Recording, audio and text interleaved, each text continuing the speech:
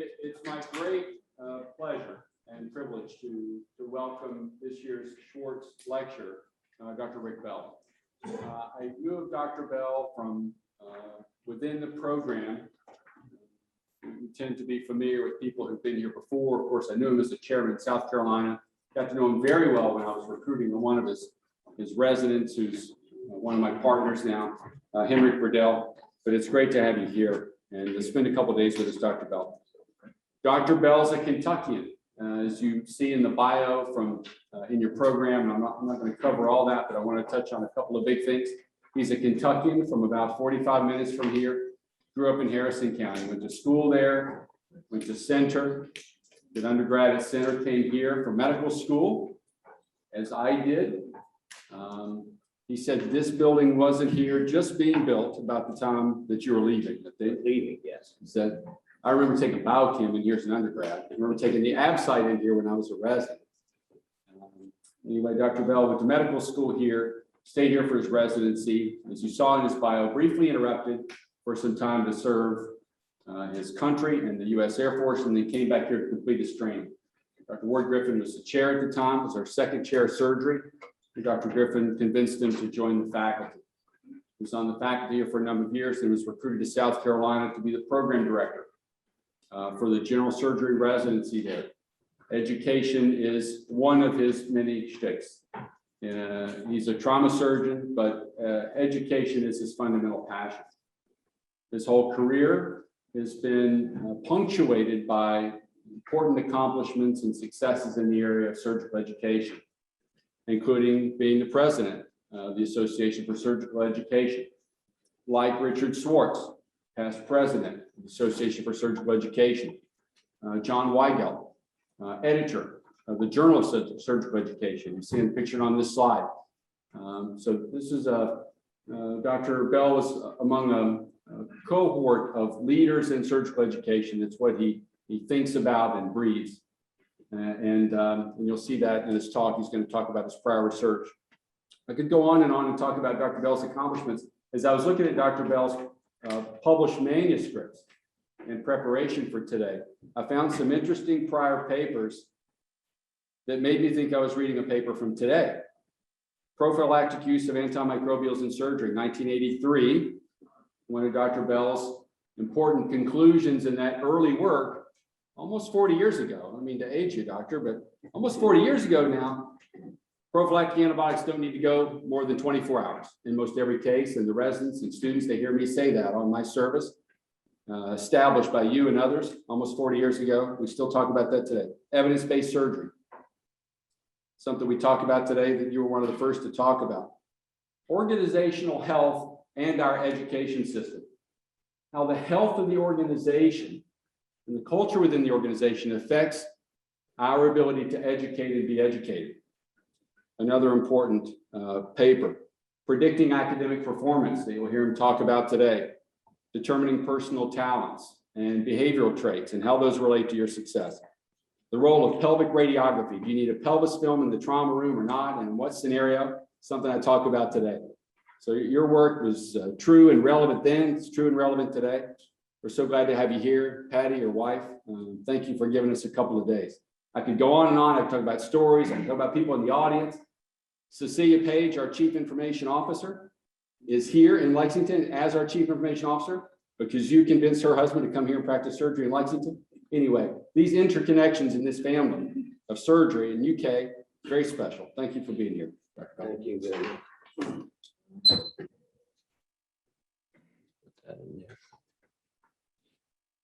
Thank you, sir.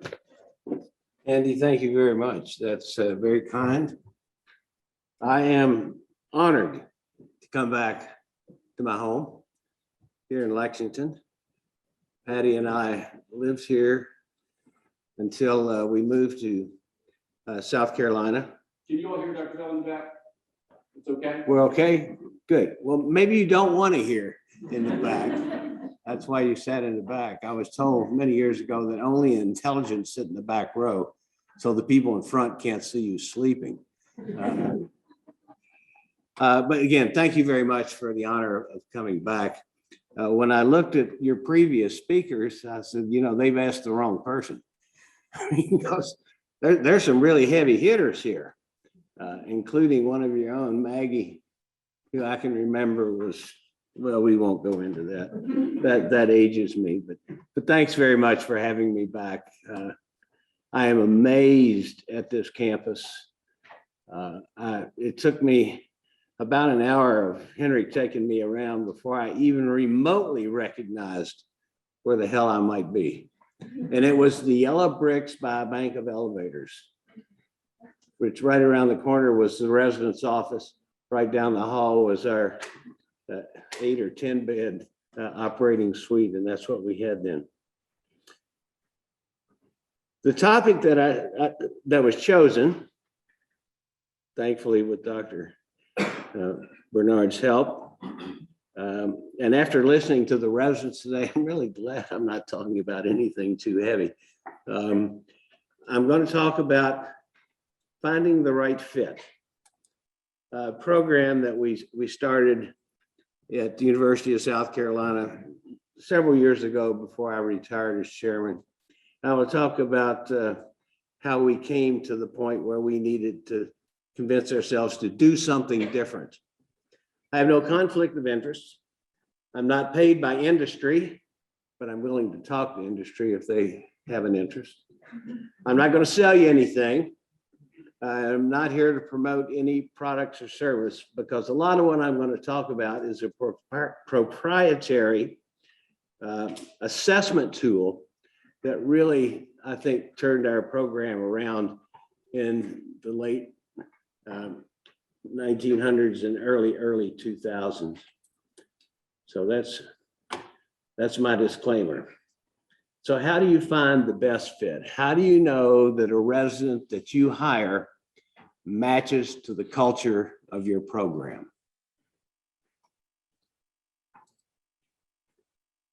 Someone asked me once, what does it take to be a successful surgical chairman or program director?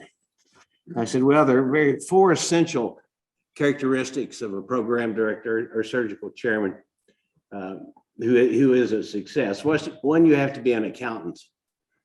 You have to be able to count the money, count the RVUs, know how productive your department is going.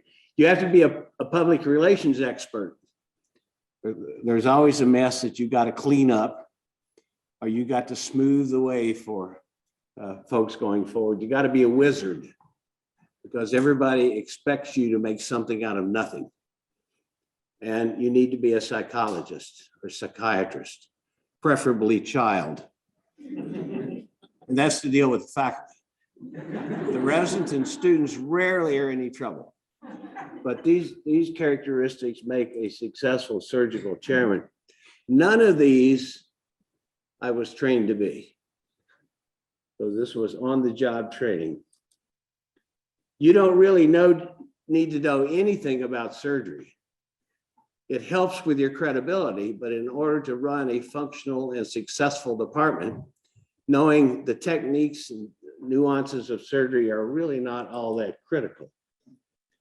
So let me talk this afternoon about the motivation, why we got into this business, the instruments that we use to help us, and to evaluate applicants to our program to see if they fit the culture of our program, how we pulled it off, what the results were, and then some collateral benefits of these assessment tools that we used. I probably should spend about half a minute talking about the program in Columbia, South Carolina. It's a community program with an academic affiliation. The program started, we're not really sure when, early 1900s at an old community hospital.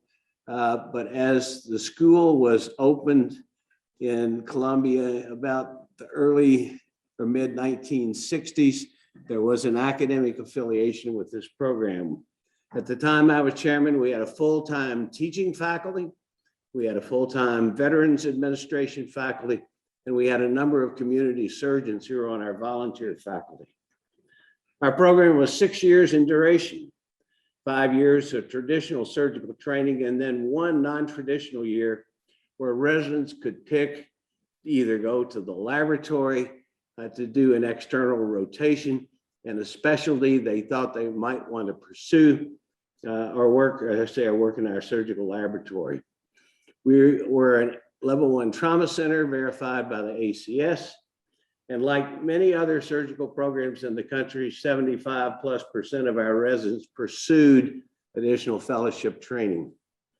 15% ended up in academic careers, and we had the benefits of having a fairly large Veterans Administration hospital, which is a gold mine for surgical training, as you all are aware. It was 2005. Maybe that's not exactly the right year, but 3 residents quit my program. And what does the program director, young surgical chairman, say? Nobody quits my program. What's wrong here?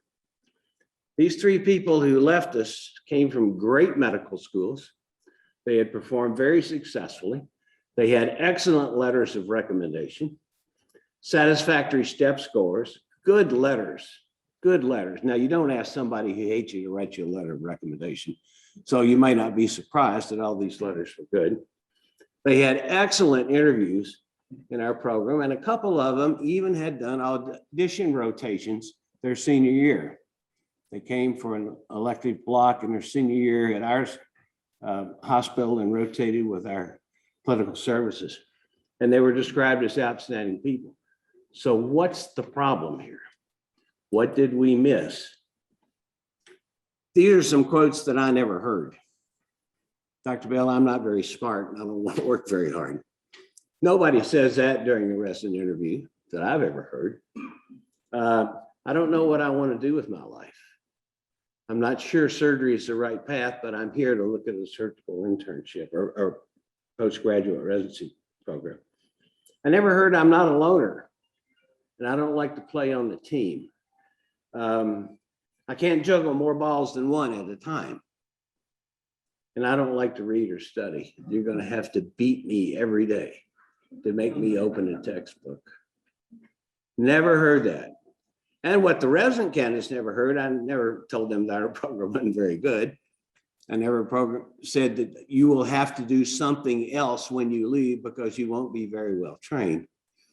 So I began to realize that I couldn't put a lot of stock in the standard way that we interviewed people.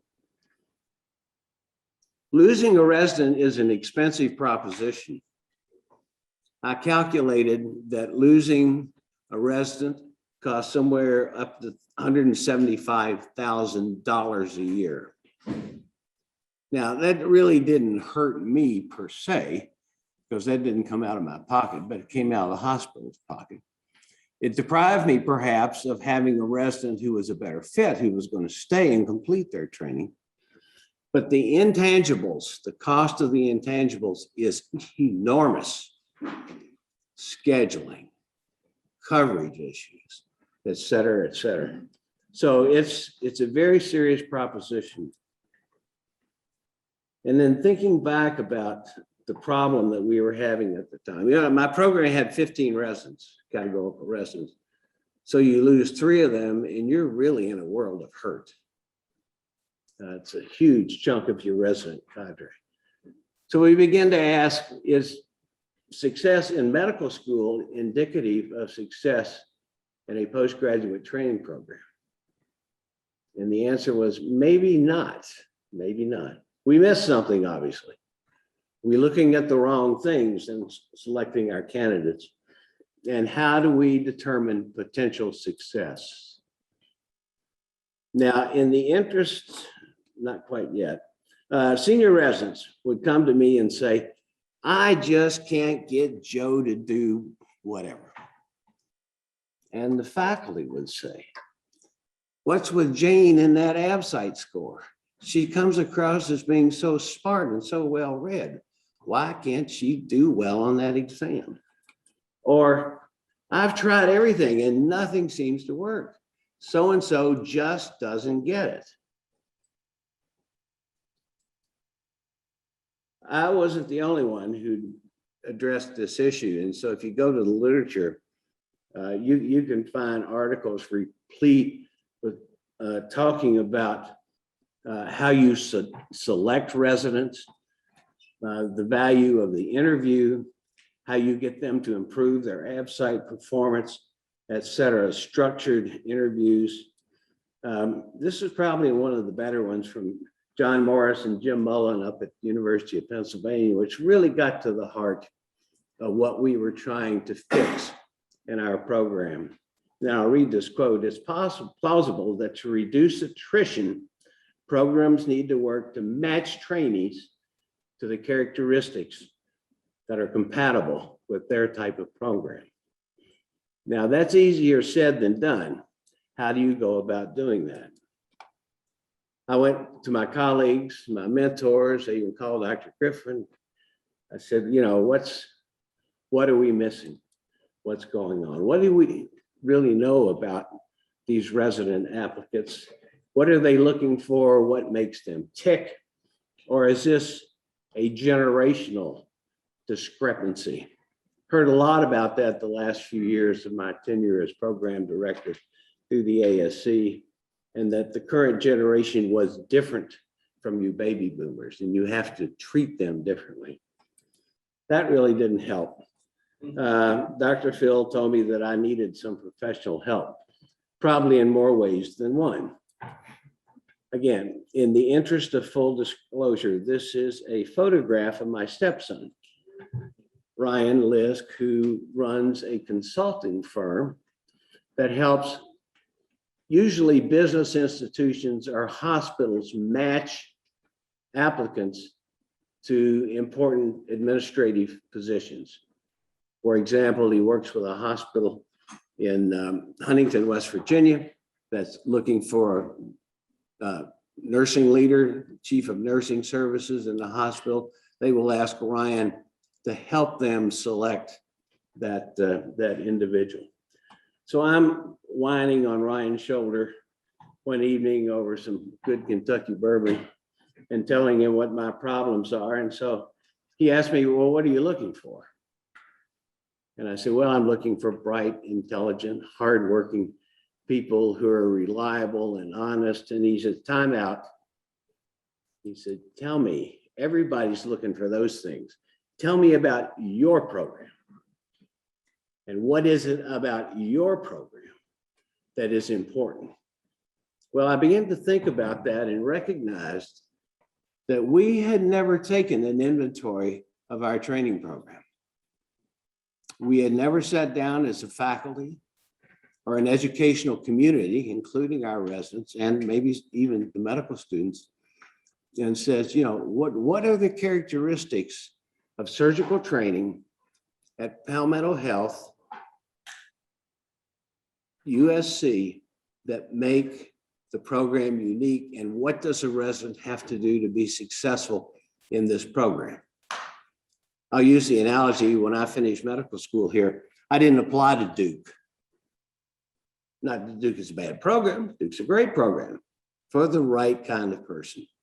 I was very content to stay here because the program matched what I thought I had to offer and what I was looking for. And then Ryan's comment, I'll never forget this. He said, you know, people at McDonald's know more about the people they hire than you do. And that's because they take time to evaluate the positions they're trying to fill with the characteristics of the applications that they have for those positions. We had never done that. So Ryan says, I think I can help you. And I said, okay. He came to our program for 3 days and established what was known as a benchmark. After consulting with faculty and residents that we considered successful residents in our program, he refers to them as subject matter experts. They would list the characteristics and attributes of those residents who were, quote, successful. He talked to ancillary personnel. He talked to our office staff, and they compiled a list of behavioral characteristics that were generally associated with success. The instrument that was used was called the Trimetrics. It's a proprietary assessment tool that comes from a company called Target Training International is located in Phoenix, Arizona. There are many of these available out there. So I'm not here necessarily to hype this particular product, but the process is what I want to leave you with today. The first of these assessments is called DISC, D-I-S-C. It was developed by a gentleman by the name of William Marston. You will probably know him better as the creator of Wonder Woman and the individual who helped develop the first lie detector test. It was based on a publication about 1928 called The Emotions of Normal People. And through a series of questions, he was able to determine how people behave. These are observable characteristics that once you get very familiar with this tool, you don't need an assessment. You can observe this in your colleagues, your mentors, your friends, and so forth. This is the how of behavior. To take this, you answer a series of questions as which is more like you. For example, are you enthusiastic, contented, satisfied, positive or confident, peaceful and tranquil? So you would rank those from 1 to 4. The other series is a questionnaire that says which is least like you, and you rank these 2. And from that, you get a graph that looks at your dominant behavioral characteristics. Now, I'm not infringing on anybody's privacy because this is my DISC evaluation. It's interesting, I've taken this probably 5 times since we started, and this really hasn't changed much at all. And I'm going to go through and talk to you about what each of these means. Notice that there are 2 sets of graphs here. One on your left is called the natural style. That's how you behave when you're at home with your feet up, watching a football game with an adult beverage. There's no pressure. This is your natural you. The second graph, the one on your right, is your adaptive style. This is how you behave when you are in the business of performing whatever it is job you're doing, be that of an attending surgeon, be that of a surgical resident, medical student, whatever. The important thing about these 2 different graphs is if there is a big difference, for example, in the S component of this natural style, to let's say a drop down way down here, when they're on the job, this is a potential indicator of a stressful situation. The individual has to adjust their behavior well beyond what's natural for them in order to perform in whatever job or task they have. That can be a red flag when you see that. I'll talk more about that in a second. Let's talk about the first one, is dominance. Dominance is how people deal with problems. These people, I stopped. These are how you deal with people. It's the I. Now I want to go backwards. Help me go backwards here. Here we go. Dominance.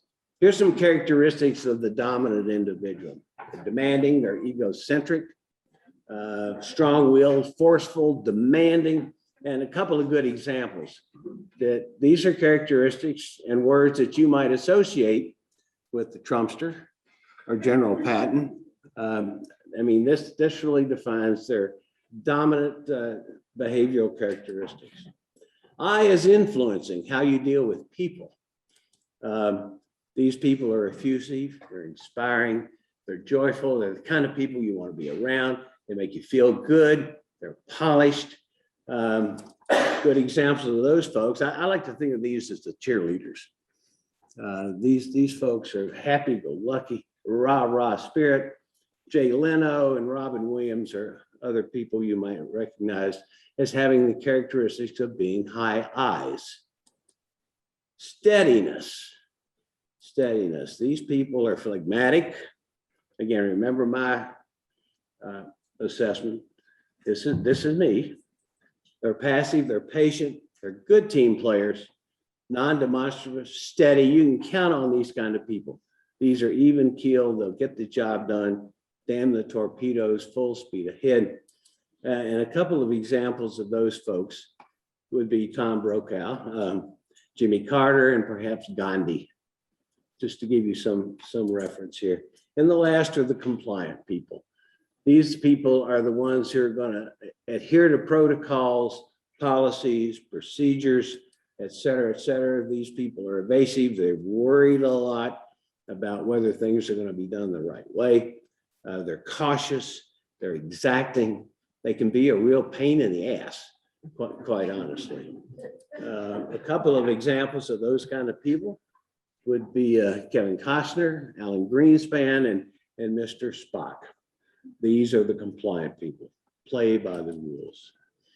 And so when you look at all these characteristics, you notice a couple of things. I talked about the ones that dominate the behavioral styles of the high D, the high I, et cetera. But there's also a bottom end. For example, you would never describe Donald Trump as being peaceful, unobtrusive, agreeable. Someone with a high I is the cheerleader, is logical and skeptical and incisive. And if you noticed on those graphs, we all have behavioral characteristics that are combinations of all these different dominant forces. Now, please understand, the assessment tool that we use looks at behavior.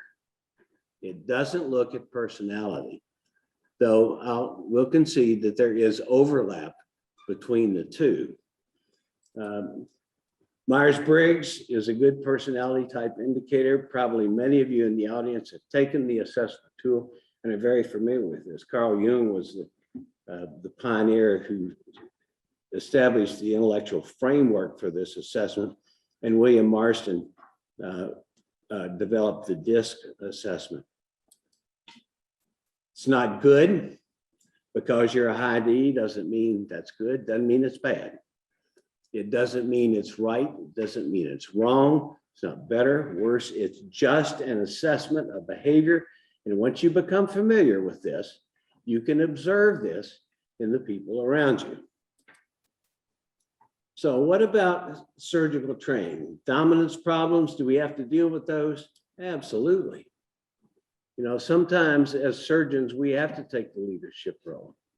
We have to be dominant. And so that's definitely an admirable attribute of a surgical resident. Do they have to deal with people? Do you have to be convincing at times? And the answer is absolutely yes. And what about steadiness and pace and compliance and procedures? I mean, you don't let your surgical team just run willy-nilly throughout the hospital doing whatever the heck they want to do. I mean, there are some rules of the road that they have to follow. Okay, that's the individual assessment. Now, what Ryan did when he came down was he helped us establish a program benchmark. And he did that by looking at the assessments of the people that we considered successful and then combining those into a benchmark. This is your program's best performers. And this is what our benchmark at USC looked like. D was not very high, it was about mid-range. They had to deal with people. They had to be steady, and they had to be compliant. Now, how did we use this? Let's look at two potential candidates to our training program. You can see candidate A, this is their natural and adapted style, and this is candidate B. Just by looking at this, which candidate do you think would be a better match for our program? Well, obviously candidate B, at least by looking at these graphs, is a little better of a match in terms of behavioral characteristics than candidate A is. The second component of the assessment is what motivates these residents? What gets them up at 4:30 in the morning, take a shower, brush their teeth, put on their white coats, and come to the hospital to get beat up on for 24 hours perhaps? Why do they do that? This is based on the work of a German, Edward Spranger, who wrote in 1928 Types of Men and looked at what motivates people. And again, this is done by simply answering a series of questions about what's your most favorite subject to study. And you mark these one through 6. And there's about 24 of these questions. And from that, the company is able to generate another graph that looks at these 6 major motivating factors of an individual. And again, this is mine.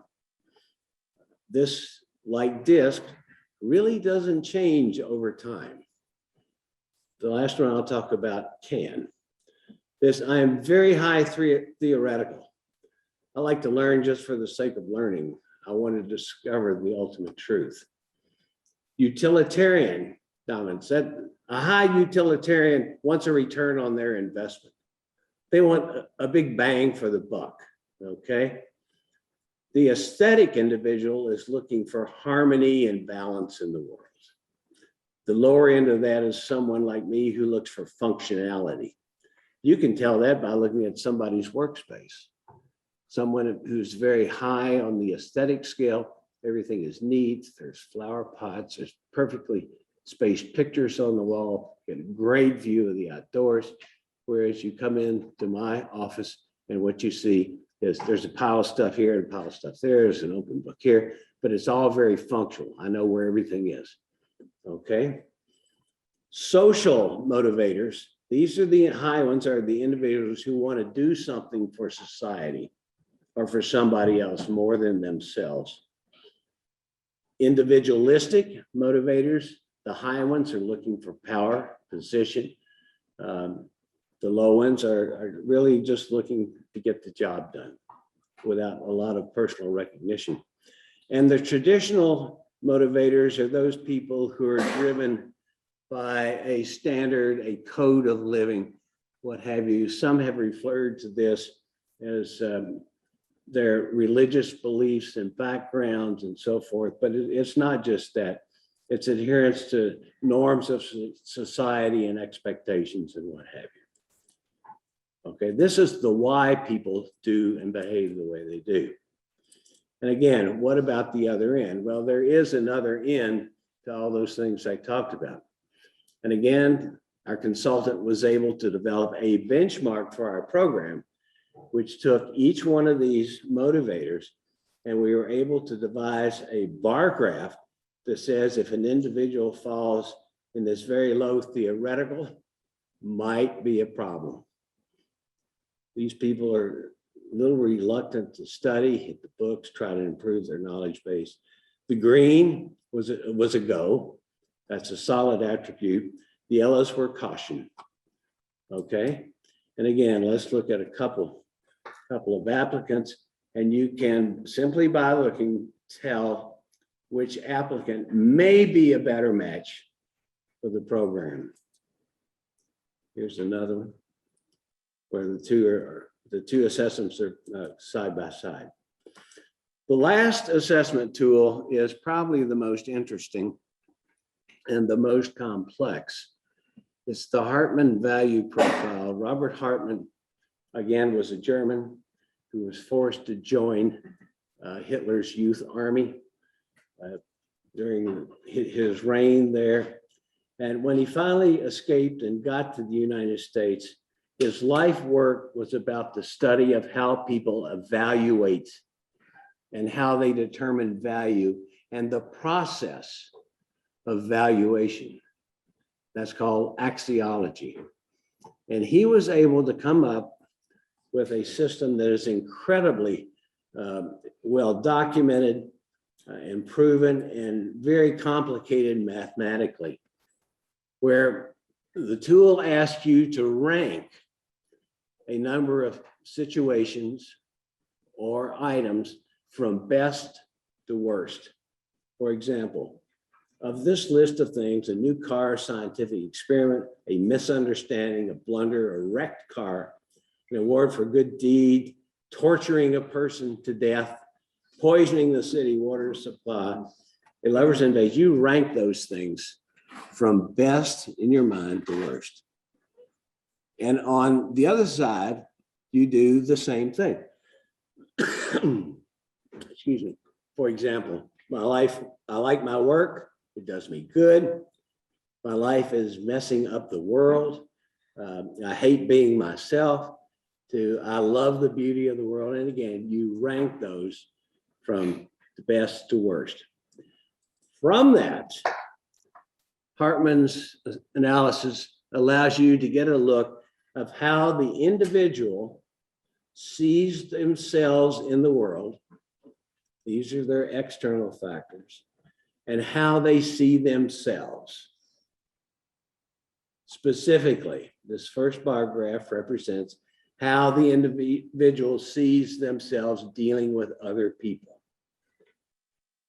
how they see themselves dealing with the practicality of everyday life, and how they see themselves functioning in a system.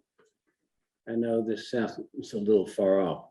These are the external things that give you an idea of where an individual stands as they see the external world. The second series of bar graphs looks at how they see themselves at this particular moment in time.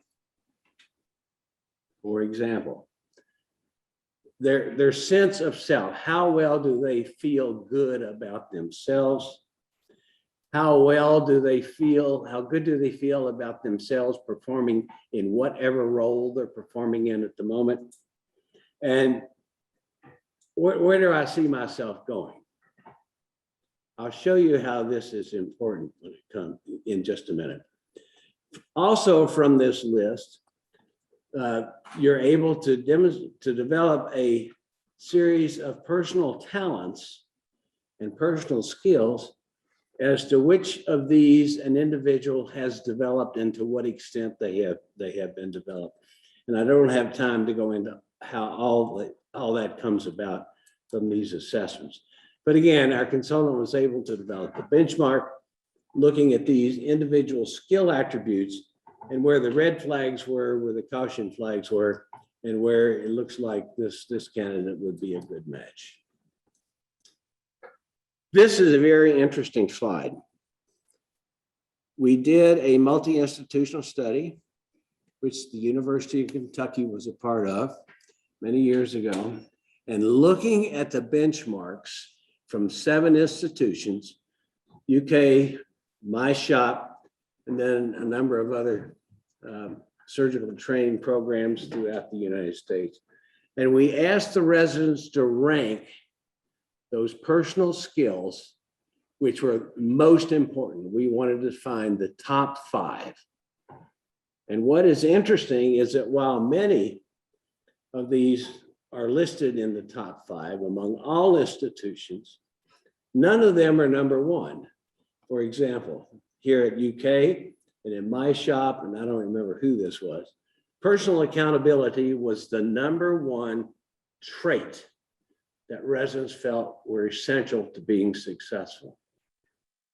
But if you look across these 7 institutions, while I say flexibility may be at the bottom of one list and near the top in another, they're all different. So in order to be successful at UK or USC, same sorts of attributes. Now, why is that? Is that because I'm a product of this institution? Perhaps. Or maybe I took what I learned to South Carolina, and that's why my program looks like UK's program. But the diversity in traits that make residents successful at the Medical College of Wisconsin, for example, are a little different than those that make them successful in our programs. Another interesting thing that I found was what is not here. And this is where I learned that neither I nor my faculty have really any solid information about our program and what makes it tick. For example, in the top 5, teamwork was not listed in any program. Continuous learning which I thought was the hallmark of my program, not listed in this list. Goal achievement, empathy, patient focus. None of those attributes are in the top 5 of any of these 7 training programs. I find that quite remarkable. Okay, I mentioned to you that I'd show you how looking at these Hartman value profiles can give you a clue as to where an individual stands at this particular moment in time. This assessment can change over time. As an individual finishes their training, for example, they may feel more self-confident. They may be happy with their sense of self. They may have a very good idea of where they're going in life. Look at candidate B here. Candidate B, I mean, it's pretty obvious that there's some major red flags here. This is an individual who really doesn't see themselves relating to people on the outside, in the external world to them. Practical thinking, they don't see themselves very good at that. And they're not sure how to deal with the system in which they have to work. And if you look over on the internal side, this may represent an individual who really has no clues to where they're going and what they want to do. Again, red flags. Now, I said this is not good and not bad. There may be some argument to the statement that Michael Jordan was perhaps the greatest basketball player in history. People might argue that. I don't think we'd argue much that he was probably the worst professional baseball player in history. I mean, he really sucked at baseball. But that doesn't mean Michael Jordan was a bad guy. And this is the analogy I want you to take away, is that these assessments are not good. Great basketball player, not so good on the diamond. This is a picture of my buddy, Charlie Abrahamian, who was at the Medical College of Wisconsin and also a member of the ATLS subcommittee when I was chairman of that bunch. And so Charlie would say we'd be arguing about something in a revision of ATLS. He'd say, so? And when I was telling him about this before he died, he said, so? I said, Charlie, it's one piece of information that goes into our selection process. Interviews, letters of recommendation, GPAs, et cetera, et cetera. And from that, we make a list of who we want. Now, the first year we did this in South Carolina, we did something that was really pretty cool. My faculty and residents, when we made our rank list, would all get together in our conference room and we'd make a list. Sometimes the discussions were very heated, but we would come up with a list of names. Well, this year we asked Ryan, our consultant, to come and make his list of people who were better matches for our program based on their behavioral characteristics. And it was really interesting. Of our top 5 candidates, only one candidate was on Ryan's list as a good behavioral fit. 2 candidates in the top 10, all the way up in the top 20, we only had 5 candidates that we shared on that list. Really interesting. So what do we do with that? Well, it's one piece of information. A good example is one of the people that we had listed in the faculty's top 20 was a girl that Ryan said, going to be a problem for you. We said, God, but she was so good. Great interviews, great day with us during her residency visit. He said, yeah, he said, but she wants to save the world. And then one of the faculty said, yeah, you're right. She did talk about her non-traditional years spending in South Africa, being a missionary. And then somebody else said, yeah, all she wanted to talk about was how much community service could she do. Now, that's not to say that these are not noble aspirations. Don't misunderstand me. I'm just saying it was a sign that says perhaps for a surgical trainee, this is not the best. Okay, let's look at some of the people who left my program. Fortunately, I have some assessments on them. This is a person who left after 3 years of training. That cost me a bunch of money. The person struggled clinically. She struggled on the ab site, failing to meet our department standard the 3 times that it was taken.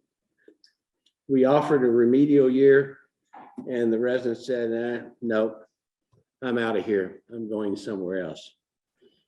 If you look again at this residence assessment and compare this to the benchmark, you can see that there may be a little too much rah-rah here. Maybe a little too much social motivation, not quite enough compliance, and so forth. And then this assessment of where this resident saw themselves at the time, maybe this was something that the resident really wasn't quite sure that they were in the right place, for example. This is another resident. This resident transferred to emergency medicine after 2.5 months with us. And again, there's some real red flags here that say maybe this individual really didn't know where they wanted to be at this time.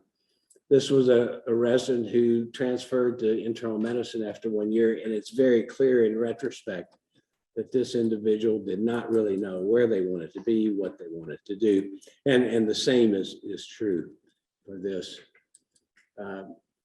After 5 years of experience with TriMetrix in my shop, we had no attrition. After I left as program director and chairman in 2012, and this assessment tool was abandoned, the program went back to losing at least one resident each year. But there's more. There's more, and it's the collateral effects that I found perhaps more useful than this tool that we used in helping us select the right person for our job. And those collateral effects were in communication, coaching, and team building. And I'll get into some of the details. I had a history of communicating with residents the way I thought I wanted to be communicated with. Remember, I'm a high CS. So when I talked to a D, someone who was a fairly high D in dominance, I couldn't get through, and I didn't understand why. Because in order to communicate with someone who's a high D, you have to be right, you have to be brief, and you have to be gone.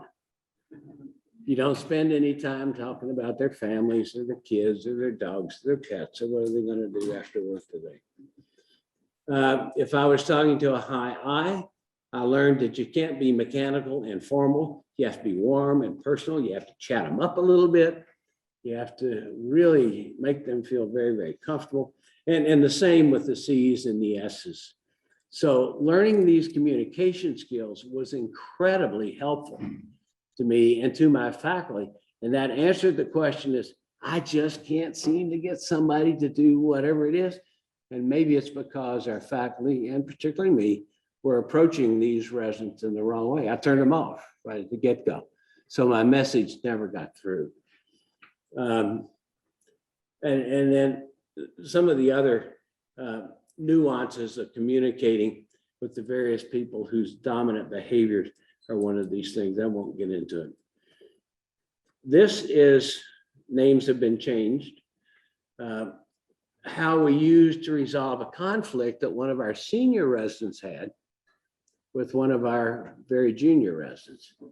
And the chief and the junior were constantly butting heads with one another. And so we sat down, the 3 of us, the chief, and I said, okay, Joe, here's your adaptive behavioral profile, and what do you see? He said, well, I'm high D and a high I want to get things done. I want to get it done. I said, what's the problem if you're dealing with Jim here? He said, I give him a list of things to do before the OR, only to find out he hadn't done any of them completely. Maybe one task he's done sort of halfway. And I said, all right, let's look at Jim's profile. Here's Jim's behavioral characteristics. Why do you expect him to juggle more than one ball at a time? He's a very high S and a very high C. He's a team player He will do one job and it will be done to perfection. You give him a list of 6 things to do before an 8 o'clock start in the morning, and you're going to have problems. And Jim, take a look at Joe, and you can see why he is so demanding. That's just his natural way of doing things. So we started before each change in rotation, having team meetings where we put all these profiles out on the table, and everybody could see what the chief's profile looked like, what the worker bee's profile looks like. And so they could say, okay, I can't deal with Jim this way. I have to deal with him in a way that really meets his behavioral styles.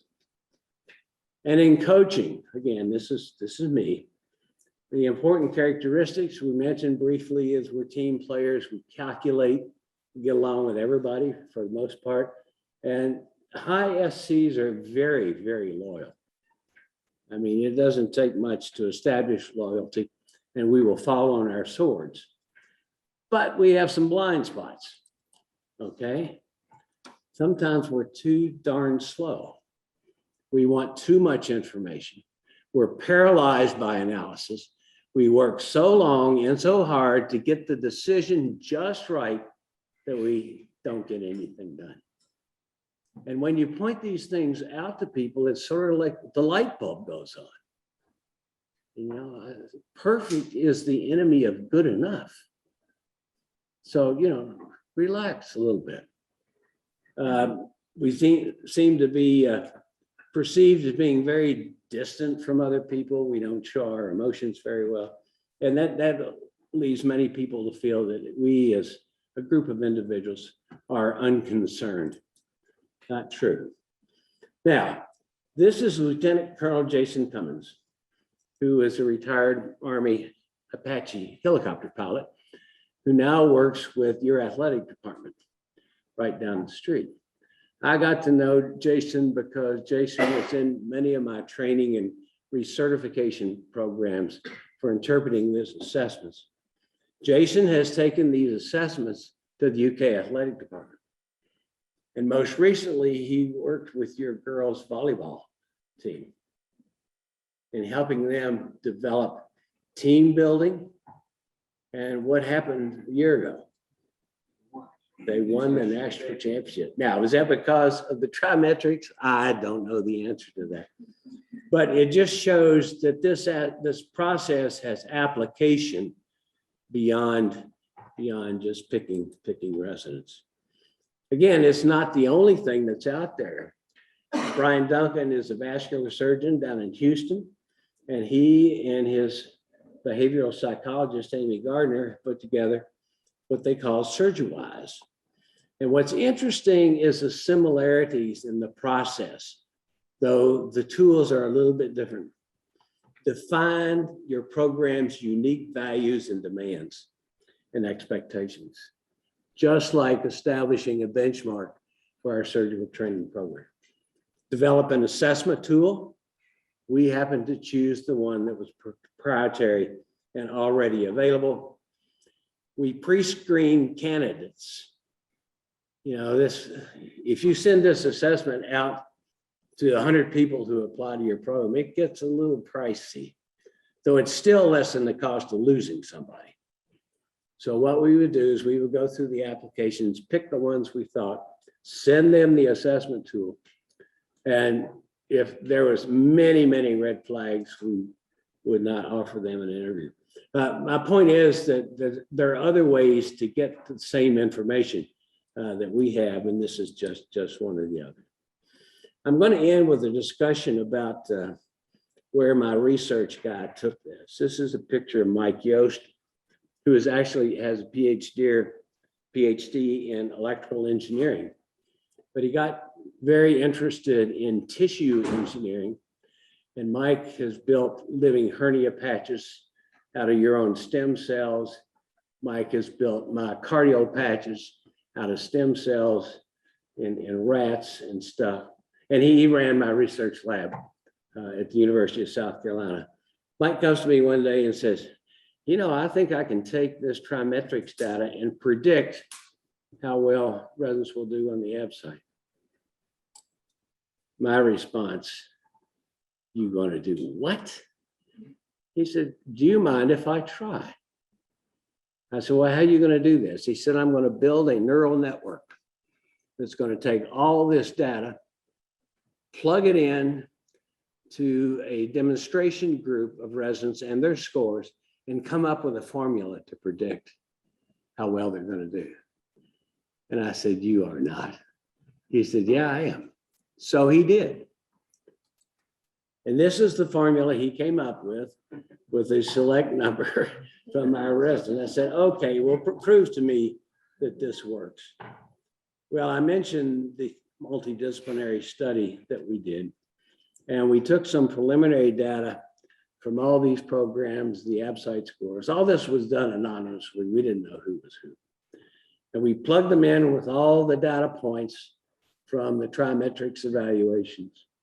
And the neural network, basically, it takes a set of data with answers and runs it over and over and over again through a computer, adding this, adding that, weighing this, weighing that, and so forth, until it finds out it can't improve the model anymore. I mean, they'll run a computer simulation maybe 100,000 times in order to come up with a formula similar to the one you see. And then what you do is you test it against a treatment cohort, for example. And lo and behold, this is what Mike came up with. We separated the juniors and the seniors, and based on the formula that he developed, looking at how well a resident was predicted to perform compared to how well they actually did.